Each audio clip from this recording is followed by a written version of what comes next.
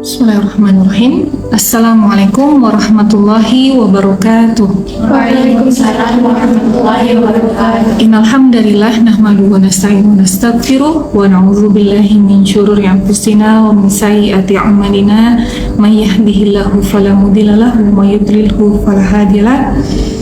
Asyhadu an la ilaha illallah wa la syarika lahu wa asyhadu anna Muhammadan abduhu wa rasuluhu la nabiyya ba'dah. Para santri semua dan pemirsa yang menyaksikan lewat medsos Mahat Kauni Quran, hari ini alhamdulillah kita berkesempatan untuk melanjutkan belajar kita tentang Sirah Nabawiyah dengan referensi kitab tulisan dari Syekh Safiur Rahman Al-Mubarakfuri. Untuk pemirsa yang terlewat untuk menyaksikan live di pekan lalu, bisa dilihat rekamannya di Reels di Reels yang ada di IG Mahat Kauni Quran, dan juga bisa menyaksikan sebagian sudah diupload ke YouTube Mahat Kauni Quran. Ya baik, kita akan lanjutkan di bab ini sudah masuk fase hijrah. Nanti kita akan membahas tentang hijrah pertama, ya, bukan ke Madinah tapi ke tempat yang lain. Jadi kita akan bahas. Jadi pekan lalu kita sudah mengetahui bagaimana intimidasi secara fisik sudah dilakukan oleh kaum musyrikin Quraisy.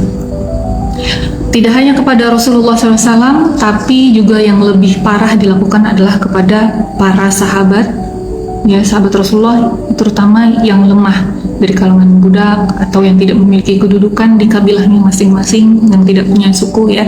Jadi karena tekanan demi tekanan yang luar biasa yang berlangsung terus-menerus, maka Rasulullah SAW meminta para sahabatnya untuk tidak show tidak show off untuk keislamannya, ibadahnya sembunyi-sembunyi, terus belajarnya pun sembunyi-sembunyi, ya. Balik lagi ke rumahnya Arqam, karena rumahnya Arqam ini luput dari pantauan intel-intelnya musyrikin Quraisy karena dia ada di atas bukit Sofa, agak terpencil, ya. Jadi mulailah untuk sembunyi-sembunyi lagi. Tapi Rasulullah SAW tidak sembunyi-sembunyi, tetap dakwah secara terang-terangan. Tapi para sahabat yang lain, terutama yang lemah-lemah tadi, diminta untuk tidak menunjukkan identitas keislamannya atau aktivitas keislamannya untuk mengurangi tekanan musyrikin Quraisy kepada mereka. Nah, kemudian datanglah atau turunlah dalam kondisi yang sempit ini, yang membuat muslimin terjepit ini, turunlah surat Al-Kahfi, ya, di mana di dalam surat Al-Kahfi ini Allah Subhanahu wa Ta'ala memberikan beberapa pelajaran dari beberapa kisah umat terdahulu. Yang pertama adalah dari Ashabul Kahfi, ya, bagaimana di dalam kisah Ashabul Kahfi ini maka tersirat anjuran untuk hijrah, ya. Pemuda-pemuda yang beriman itu pada saat era itu diminta Allah untuk berhijrah kemana? Ke dalam gua, makanya mereka namanya Ashabul Kahfi. Kemudian juga dalam surat Al-Kahfi ini diceritakan tentang perjalanan Khidir dan Musa, sehingga dari situ dapat diambil pelajaran bahwa sesuatu yang kelihatan real di depan mata belum tentu nanti begitu jadinya, ya. Jadi yang sekarang kelihatannya Islam itu lemah, dalam kondisi sedang terjepit, ya, dibatasi keleluasaan untuk bergeraknya. Nah, tapi bisa jadi nanti itu kondisi yang berbalik, sehingga harus optimis, ya, bahwa kondisi ini tidak akan berlangsung selamanya. Kemudian yang ketiga juga dalam surat Al-Kahfi ini ada pelajaran tentang Dzulqarnain, ya, bagaimana orang yang soleh inilah yang pantas untuk menguasai bumi, dan bagaimana orang yang soleh dapat mengatasi gangguan-gangguan yang dilancarkan oleh kaum-kaum yang zalim, ya. Bagaimana Dzulqarnain ini menghadapi Ya'juj dan Ma'juj. Nah, maka kemudian turunlah surat Az-Zumar, Ya, ayat 10 yang artinya orang-orang yang berbuat baik di dunia ini memperoleh kebaikan, dan bumi Allah itu adalah luas. Sesungguhnya hanya orang-orang yang bersabarlah yang dicukupkan pahala mereka tanpa batas.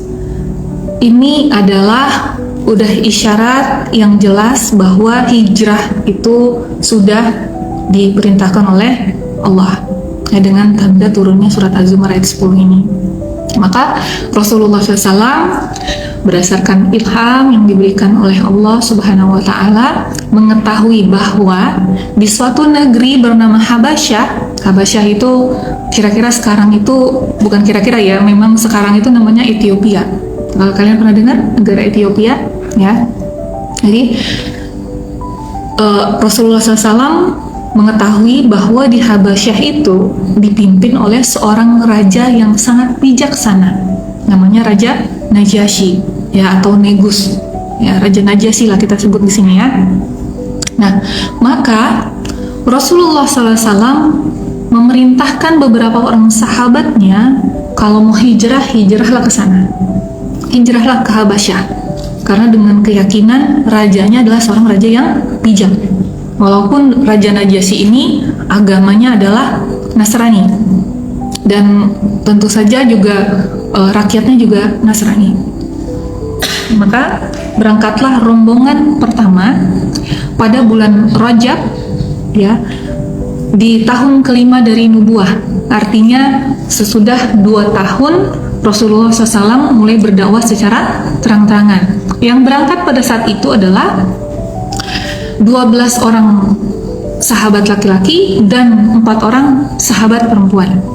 Ya, semuanya berangkat berhijrah ke Habasyah. Di antara 16 orang yang berangkat hijrah ini terdapat Utsman bin Affan dan Ruqayyah, ya, putri Rasulullah SAW, yang sekaligus juga adalah istri dari Utsman bin Affan. Mereka melakukan perjalanan pergi ke Habasyah itu sembunyi-sembunyi, melakukannya di waktu yang kira-kira aman, yaitu di malam hari. Mereka mengendap-endap pergi menuju pinggir pantai karena harus menyeberang dengan kapal, ya, dengan kapal laut, dengan perahu, ya. Dan kebetulan alhamdulillah pada saat mereka tiba di pelabuhan Syaiban namanya, pada saat itu ada kapal yang hendak bertolak dari sana menuju ke Habasyah. Maka sampailah rombongan itu dengan selamat sampai sana, ya. Orang-orang musyrikin Quraisy dengarnya terlambat, sehingga walaupun mereka mengejar, mereka tidak dapat menyusul atau menggagalkan rencana 16 orang tadi untuk berhijrah. Nah, itu bulan Rajab, ya. Habis Rajab apa? Sya'ban. Habis Sya'ban Ramadan, ya.